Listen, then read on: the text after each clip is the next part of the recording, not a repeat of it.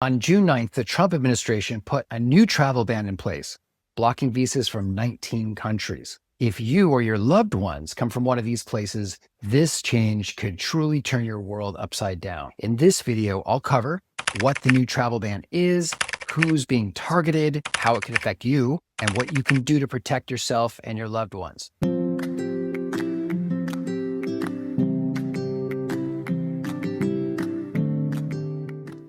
Hello, everyone. I'm Erick Widman, an attorney at Passage Immigration Law. We have offices in Oregon, Washington, and California. You can visit our website to set up a consultation or subscribe to our free newsletter for regular updates, tips, and the latest immigration insights. First off, what exactly is the new travel ban?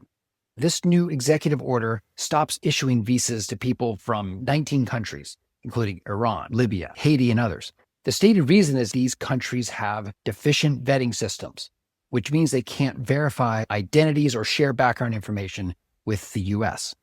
An additional factor is that some of these countries also refuse to cooperate with the deportation efforts of the U.S. government. The official goal is to prevent terrorism and reduce visa overstays. But in practice, this sharply limits immigration from specific regions, particularly the Middle East and Africa. Now, who is subject to the new travel ban? The new travel ban applies to a wide range of immigrant and non-immigrant visas, but it only affects people applying for visas from outside the United States. This includes family-based immigrant visas, K-1 fiancé visas, student visas, employment-based visas, diversity visas, and certain humanitarian visas depending on the judgment of the consular officer. The good news is that immediate relatives of U.S. citizens are exceptions. For example, if you're a U.S. citizen and your spouse or young child is from a banned country, you can still sponsor them for a visa. However, the standard of proof is much higher. Applicants must provide clear and convincing evidence of their relationship. This might even include DNA testing, especially in parent-child cases. On the other hand, green card holders, lawful permanent residents, cannot use this exception. This is a major difference from the treatment of U.S. citizens and one of the most painful aspects of the policy. So how does the travel ban affect people in real life? Number one, visa applications will be denied or delayed for those from banned countries. Even pending cases may face significant slowdowns or be suspended indefinitely. Number two, families will be separated, especially in situations where a green card holder is sponsoring a loved one. Even U.S. citizens will face additional scrutiny and hurdles when trying to reunite with their close relatives. For example, an Afghan father living in the U.S. as a green card holder won't be able to bring his wife and children over.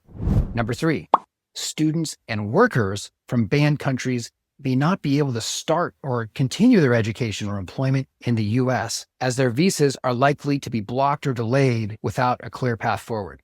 In short, this travel ban isn't just policy. For many families, students, and workers, it means life plans are put on hold, separation from loved ones, and an uncertain future. So what should you do now? First, if you're a U.S. citizen, don't wait. We recommend file now. If you're sponsoring a spouse, child under 21, or parent from a banned country, file your petition now if you haven't already. Gather detailed evidence proving the relationship. The sooner you file and build your case, overall, the better your chances. Second, if you are a green card holder, consider naturalization.